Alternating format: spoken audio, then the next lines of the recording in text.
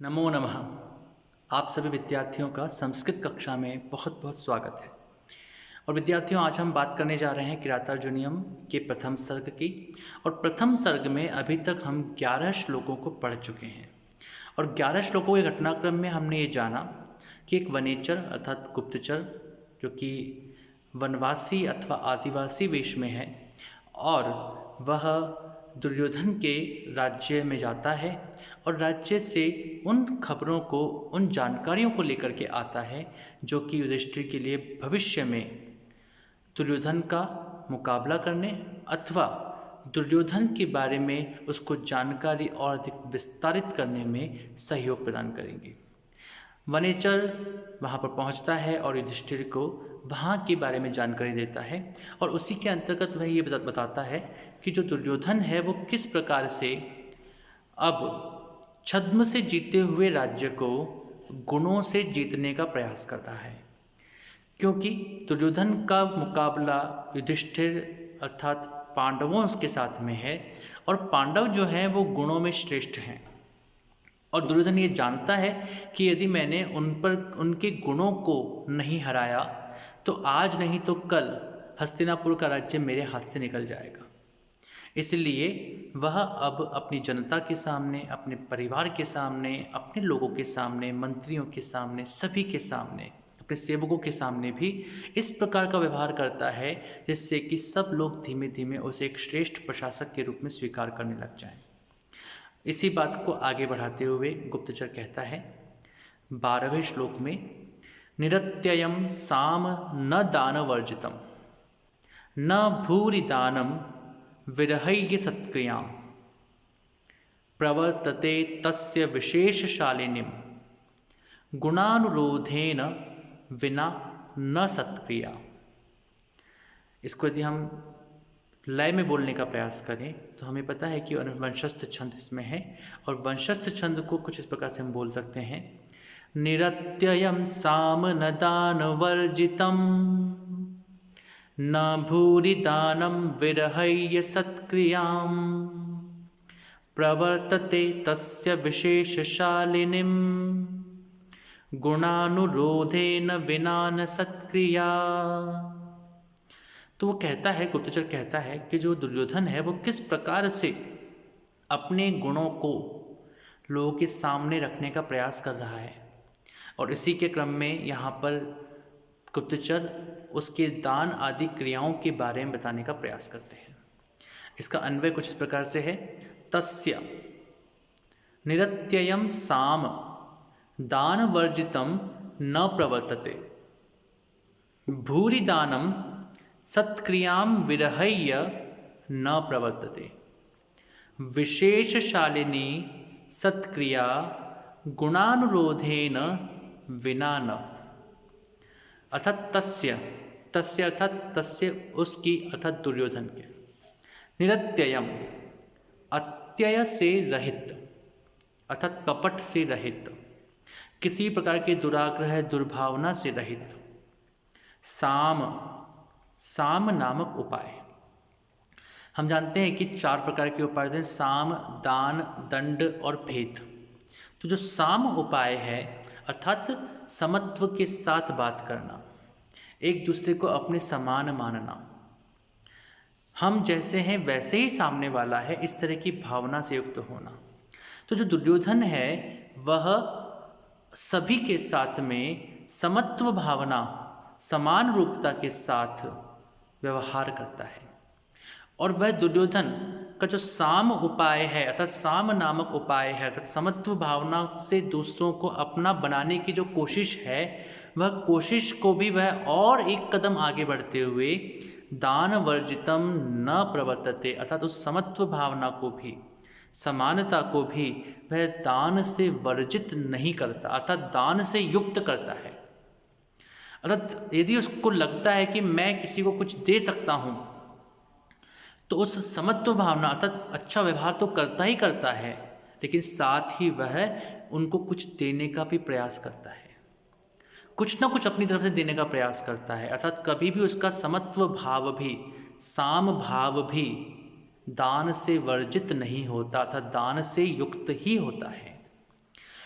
इसके आगे भूरि दानम सत्क्रियाम विरहय्यन, और यदि वह किसी को भूरि अर्थात अत्यधिक, दानम अर्थात दान,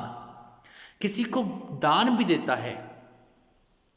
किसी को जब दान दे रहा है तो उस दान को भी वह सत्क्रियाम विरहय्यन अर्थात सत्क्रिया को छोड़कर नहीं देता, अर्थात वह दान तो देगा ही देगा, प्रभुत मात्रा में प्रचुर मात्रा में दान प्रदान करेगा, लेकिन प्रचुर मात्रा में दान के साथ भी वह सत्कार करेगा, सम्मान करेगा,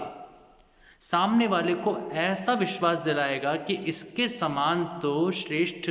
राजा इस दुनिया में हो ही नहीं सकता। इस तरह के प्रयास वह दुर्योधन निरंतर रूप से करता है। और इसी का एक कदम और आगे बढ़ते हुए विशेष शालिनी सत्क्रिया गुणानुरोधेन विना न, विशेष शालिनी अर्थात विशेष रूप से शोभित कराने वाली या करने वाली या होने वाली सत्क्रिया, जो सत्कार है, जो सम्मान है, गुणानुरोधेन विना, गुणों के अनुरोध के बिना अर्थात बिना नहीं करता, अर्थात उसी का विशेष सम्मान करता है, उसी का सत्कार करता है जो कि गुणों से युक्त होता है, अर्थात गुणों के साथ, गुणों के अनुराग के साथ, गुणों के व्यवहार के साथ, गुणों को जान करके, गुण से युक्त हो करके ही वह इस प्रकार के सत्कार को करता है। तो हम देखते हैं कि जहाँ पर एक तरफ दुर्योधन की एक ऐसी छवि थी समाज के सामने कि वह एक बहुत ही दुराचारी, स्वार्थ से वशीभूत, केवल अपने स्वार्थ में लिप्त रहने वाला, राज्य के लिए एक प्रकार से लालच रखने वाला, इस तरह की एक छवि जो थी, जो कि दुर्योधन की बनी हुई थी, आज इन सब क्रियाकलापों के द्वारा वह दुर्योधन अपनी छवि को बदलने का प्रयास कर रहा है। और इस प्रयास में वह इस प्रकार से कार्य करता है, तो वह लोगों के साथ समत्व भावना, साम भावना के उपाय के द्वारा व्यवहार करता है, और उस व्यवहार को भी और अधिक प्रगाढ़ बनाने के लिए उन्हें कुछ न कुछ दान भी प्रदान करता है। जब वह अत्यधिक मात्रा में किसी को दान देता है तो ऐसा नहीं कि अपना गर्व या अपना घमंड प्रदर्शित करने के लिए वह दान करता है, अपितु वह उस दान के साथ भी उनका अत्यधिक सम्मान करता है। और जब वह किसी को विशेष सम्मान प्रदान करता है तो वह गुणों के अनुराग से उसे यह प्रदान करता है, ऐसा नहीं कि किसी को भी केवल अपने स्वार्थ के लिए वह सम्मान दे रहा हो, अपने स्वार्थ के लिए नहीं, बल्कि वास्तव में वह गुणी है, गुण से युक्त है, गुणों का उसके प्रति उस पर अनुराग है, इस कारण से वह उनको सम्मानित करता है, विशेष सत्कार प्रदान करता है। तो ऐसा है वह दुर्योधन जो कि अब सुयोधन बनने का प्रयास कर रहा है। इसी के बाद हमारा 13वां श्लोक आता है, त्रयोदश श्लोक, और त्रयोदश श्लोक कुछ इस प्रकार से है, वसूनि वांछन न वशी न मन्युना स्वधर्म इत्येव निवृत्त कारणः गुरूपदिष्टेन रिपौ सुतेऽपि वा निहन्ति दंडेन सधर्म विप्लवः, निहन्ति दंडेन सधर्म विप्लवम। तो यहाँ पर इसी श्लोक को यदि हम वंशस्थ छंद के लय के अनुसार बोलने का प्रयास करें तो इस प्रकार से बोलेंगे,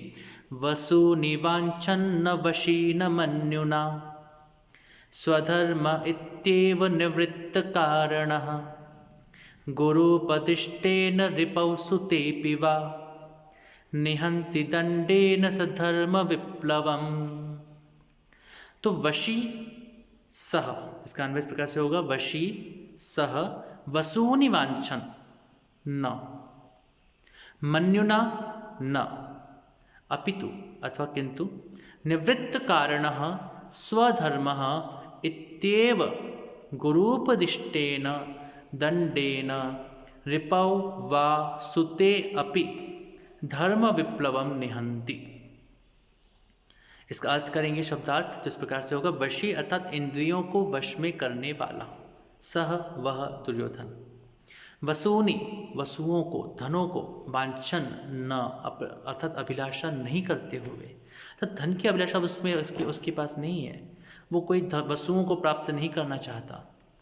वह उसमें कोई लालच की भावना नहीं है। तो इस प्रकार से लालच की भावना से रहित होकर के, धन की अभिलाषा से रहित होकर के वह निवृत्त कारणः, क्रोध आदि कारणों को छोड़कर, क्रोध आदि कारणों से निवृत्त होकर, मन्युना क्रोध से, स्वधर्म अपने धर्म, इति एव इसी प्रकार से, गुरूपदिष्टेन गुरुओं के द्वारा बताए गए, गुरुओं के द्वारा उपदिष्ट, रिपौ शत्रु के प्रति भी, सुते अपि पुत्र के प्रति भी, दंडेन दंड के विधान से, धर्म विप्लवम धर्म के उल्लंघन को, धर्म के विप्लव को, धर्म के द्रोह को निहंति रोकता है। अर्थात यहाँ पर ये कहने का प्रयास किया जा रहा है कि वह जो दुर्योधन है, जिसको कि कभी लालची व्यक्तित्व के रूप में देखा जाता था, आज उसने धर्म के लिए संपूर्ण धन की अभिलाषाओं को छोड़ दिया है, और धन की अभिलाषाओं को छोड़ करके उसने अपने क्रोध आदि कारणों से भी निवृत्त हो गया है, क्रोध आदि कारणों को भी छोड़ दिया है। वह दंड का प्रयोग करता है क्योंकि राज्य शासन के लिए दंड आवश्यक है, लेकिन दंड का प्रयोग अपने क्रोध के माध्यम से नहीं, अपितु गुरु के उपदेश के माध्यम से। वह दंड के अंतर्गत अपने क्रोध का प्रयोग करता है, लेकिन वो भी अपने धर्म के रूप में ही प्रयोग करता है। वह किसी को दंडित करता है तो दंडित करने का उद्देश्य कहीं पर भी उसका लालच अथवा स्वार्थ नहीं, अपितु इस राष्ट्र का कल्याण होता है। वह गुरु के उपदेश के माध्यम से जो धर्मगत है, जो धर्मानुसार है, जो कि धर्म से युक्त है, उसी के अनुसार ही अपने शत्रुओं के प्रति या अपने सुते अर्थात पुत्रों के प्रति दंड का विधान करता है। और धर्म विप्लवम, और यदि कहीं पर भी धर्म का विद्रोह होता है, धर्म का उल्लंघन होता है, तो उसको रोकने का प्रयास करता है। ऐसा हो चुका है वह दुर्योधन, जो कि अब सुयोधन है। तो इस प्रकार से गुप्तचर जो है वह युधिष्ठिर को धीमे धीमे, जो दुर्योधन है उसके पारिवारिक नीतियों के बारे में, उसकी सामाजिक नीतियों के बारे में, उसकी राज्यीय नीतियों के बारे में, उसके दंड विधान के बारे में, उसकी न्याय व्यवस्था के बारे में बताने का प्रयास कर रहा है, और कह रहा है कि अब दुर्योधन पहले जैसा दुर्योधन नहीं रहा। निश्चय ही उसके मन में आपसे पराजय की आशंका है, और वह उसके सबसे बड़ी समस्या भी है। लेकिन आज की स्थिति में अगर देखते हैं तो दुर्योधन एक ऐसे स्वभाव को प्रकट करने का प्रयास कर रहा है जिसका स्वभाव तो नहीं है, लेकिन वह चाहता है कि राजा के रूप में लोग उसको इसी रूप में देखें, एक प्रगतिशील श्रेष्ठ राजा के रूप में उसकी छवि स्थापित हो, ऐसा वह प्रयास यहाँ पर कर रहा है। तो इस प्रकार से गुप्तचर के माध्यम से हम जान रहे हैं कि युधिष्ठिर को बताया जा रहा है कि दुर्योधन की शासन व्यवस्थाएं किस प्रकार से बहुत अच्छी होती चली जा रही हैं। तो आज इतना ही। आज हमने 12वें और 13वें श्लोक को पढ़ा, किरातार्जुनीय के प्रथम सर्ग को। आप विद्यार्थियों थोड़ा सा इसको और अधिक पढ़ने का प्रयास करें, आगे के श्लोकों को भी पढ़ें, और जो श्लोक हम पढ़ा चुके हैं उनको भी पढ़ें, और किसी प्रकार की समस्या हो तो अवश्य ही हमसे संपर्क करें। तब तक के लिए नमो नमः, धन्यवादः, पुनर्मिलामः।